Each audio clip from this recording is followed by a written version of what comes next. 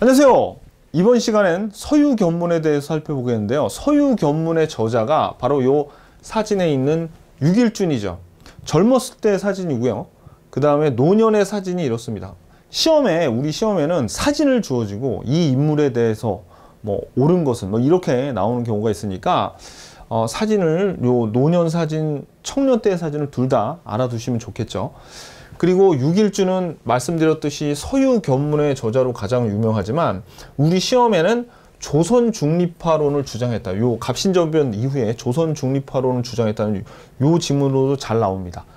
그리고 미국의 최초의 유학생이면서 근대화가 성공한 일본의 최초의 유학생이기도 해요. 1호 유학생. 그 다음에 갑오개혁의 주역입니다.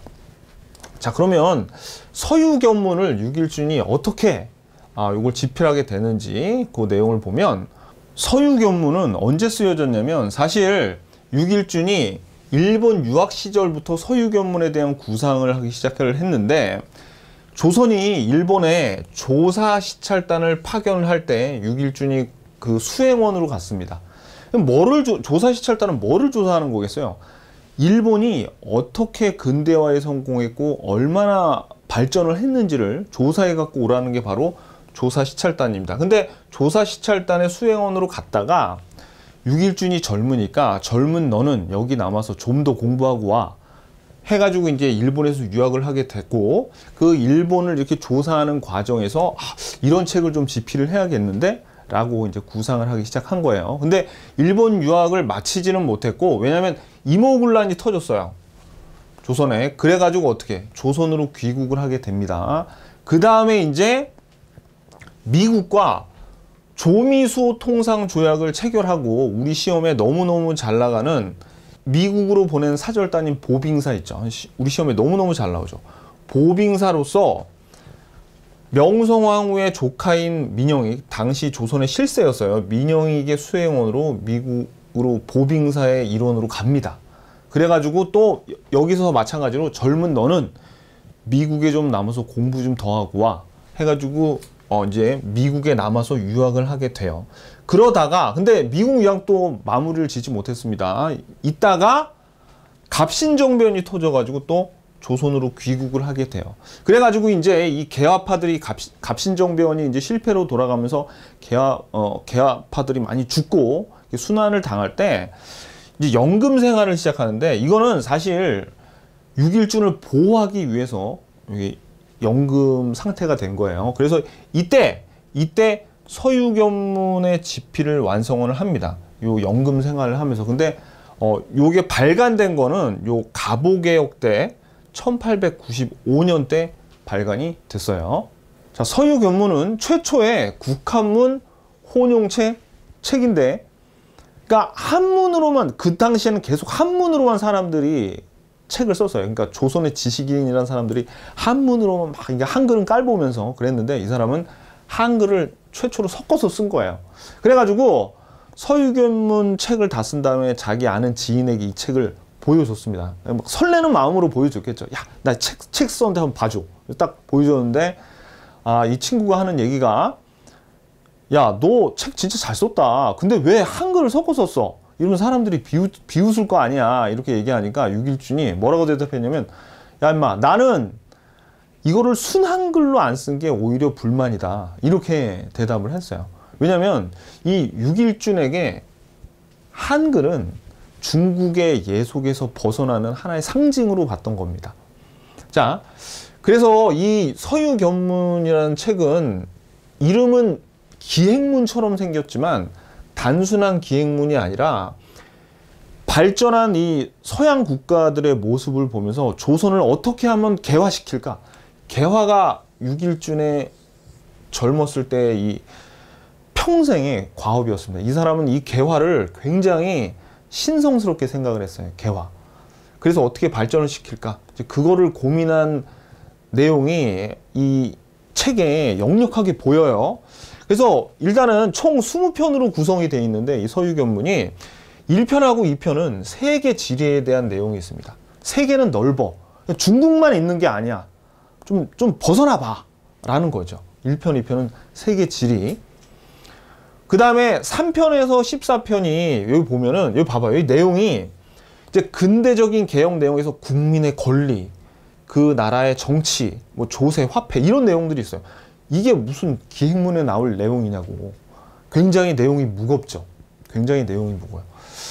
그 다음에 이제 15편부터 20편까지는 이제 여기에는 그 나라의 풍물을 소개합니다. 그래서 뭐 결혼, 장례, 심지어는 여자를 어떻게 대접하는가, 뭐 이런 예절, 이런 것까지 있어요. 그 서양의 병원, 빈민수용소라던가 그리고 각 나라의 대도시들에 대한 내용들이 쭉 써져 있어요. 이런 내용들로 구성이 되어 있는데 사실 이 육일준의 이 개화에 대한 사상, 사실 이 사람이 이 서유견문을 통해서 하고 싶었던 얘기는 사실 요 14편에 나와 있는 이 개화의 등급입니다. 개화의 등급.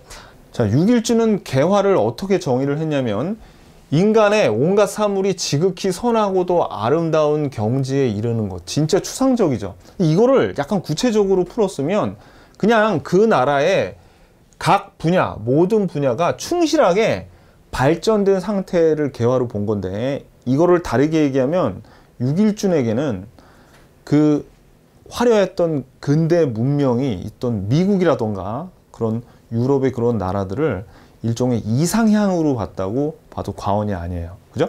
그래서 이 개화의 등급을 개화의 주인, 개화의 손님, 개화의 노예로 이렇게 분류를 했는데, 개화의 주인은 개화하는 일을 힘써 행하는 자, 그 다음에 개화의 손님은 개화하는 자를 부러워하면서 배우기를 좋아하는 자, 그 다음에 개화의 노예는 개화하는 사람들을 두려워해.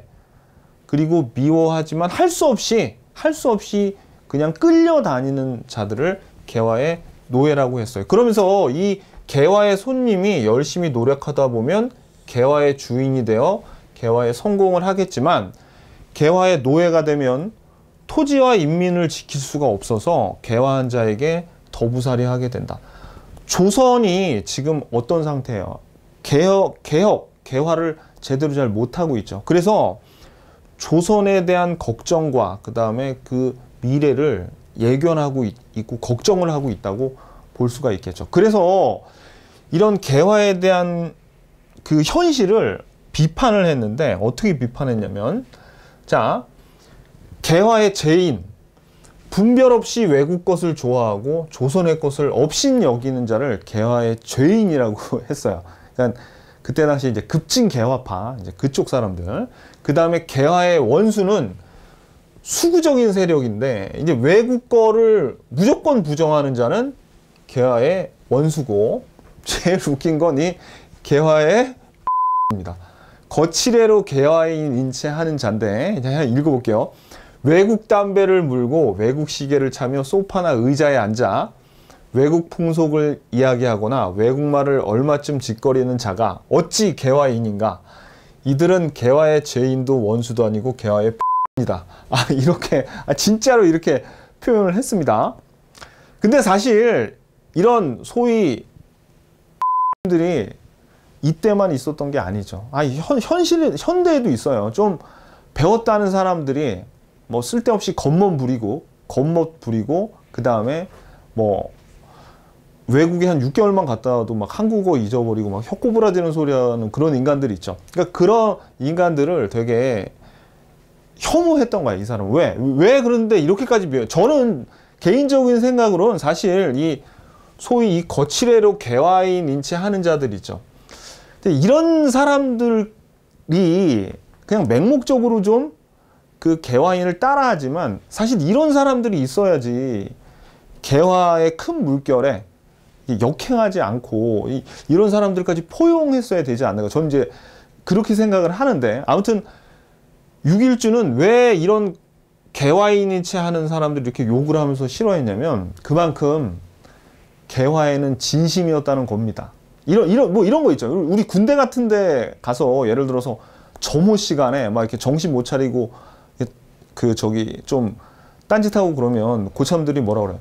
야, 일로 와봐. 너 점호가 장난이야? 뭐 그러면서 막 이렇게 욕하고 때리고 그랬잖아요, 군대에서. 근데 이것도 마찬가지. 이것도 육일준 입장에서는 자기는 정말 이 나라가 망할까봐 정말 진지하게 개화에 대해서 정말 진지하게 생각하고 있는데, 막 여기서 양담배 하나 피고 있고 막 양주 마시고 막 뻗어 있고 막 그런 걸 보니까 이 사람은 이런 거죠. 야, 개화가 장난이야? 너 지금 나하고 장난하냐? 아니, 이렇게 기분이 나빴었지 않을까? 저는 이 글을 보고 이제 그런 생각을 좀 했습니다.